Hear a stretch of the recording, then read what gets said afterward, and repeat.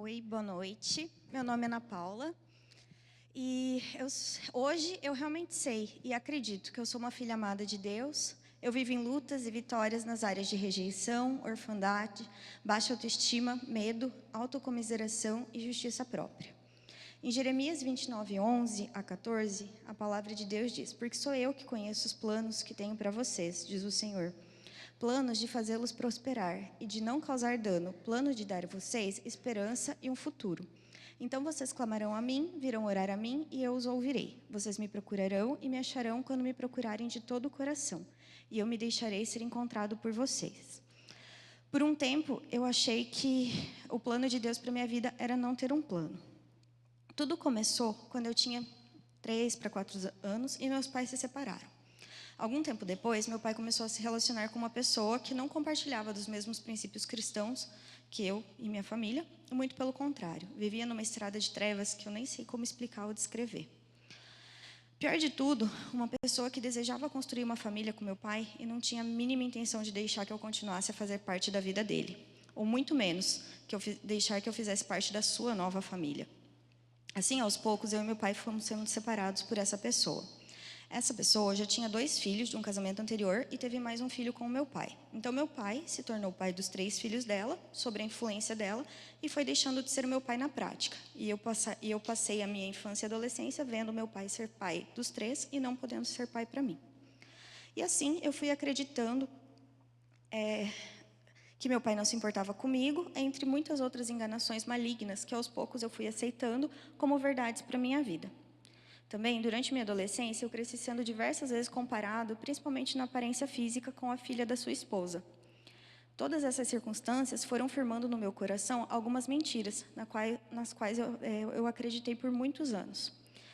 Que eu não era legal, que eu era feia, que eu era chata, que eu era gorda, que eu era egoísta. E que se nem meu pai, que era meu pai, que teoricamente deveria me amar, me amava, como que qualquer outra pessoa ia me amar? Quando eu estava com 16 anos, eu estava cursando o ensino médio pré-vestibular e meu pai foi diagnosticado com câncer. E eu só fui ficar sabendo disso por terceiros que contaram para minha mãe. Logo após a minha primeira prova na faculdade, eu fui visitar o meu pai. Ele já estava extremamente doente e fraco. E ali, Deus me deu uma oportunidade de me despedir dele. Naquela noite, pudemos conversar e ele finalmente pôde me dizer que estava feliz por eu estar cursando a faculdade, me deu um incentivo para concluir o curso e disse que me amava. No dia seguinte, o Senhor o levou.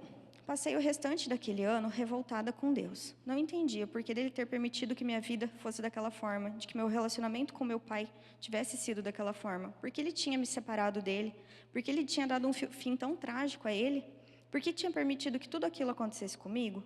Assim, no ano seguinte, em 2010, comecei a frequentar a NIB. Então, ali começou meu processo de cura. Esse processo que já dura mais de 11 anos. 13 já.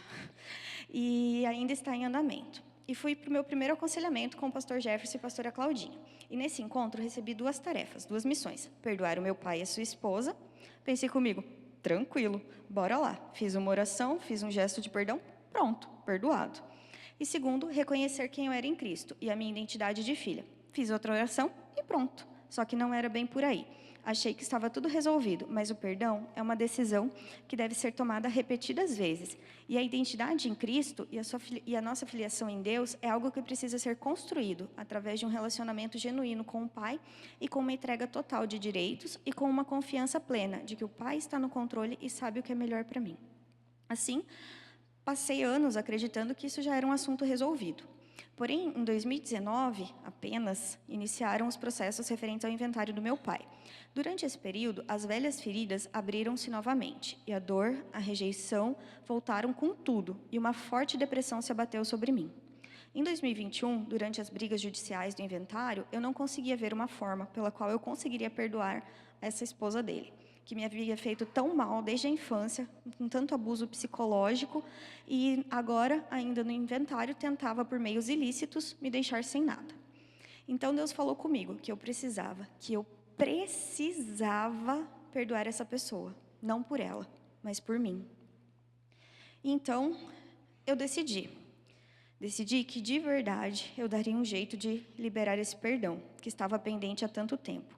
Fui sincera com Deus, abri meu coração. Repeti em voz alta muitas e muitas e muitas vezes que a perdoava. Fui confrontada por Deus.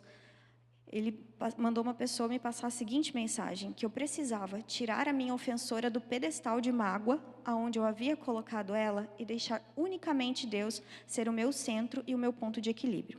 E assim, consegui de vez liberar o perdão que faltava e passei a me sentir muito mais leve. Inclusive, pessoas que conviviam, trabalhavam comigo, podiam notar a diferença. Eles chegavam e falavam, tem alguma coisa diferente em você, o seu rosto está diferente, o seu semblante é diferente.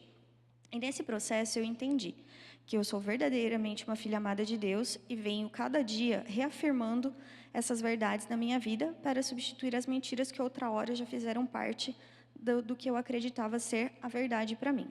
Entendi que Ele me amou primeiro. Antes mesmo que eu decidisse por Ele, Ele já havia me escolhido e me separado desde o ventre da minha mãe. Ele nunca me abandonou. Deus esteve comigo em todo o tempo, em cada crise de ansiedade, em cada crise de choro, e Ele fez com que todas essas coisas ruins que me aconteceram cooperassem para o meu bem. Pois, como diz Romanos 8:28, sabemos que Deus age em todas as coisas para o bem daqueles que o amam e dos que foram chamados de acordo com o seu propósito. Obrigada pelo silêncio.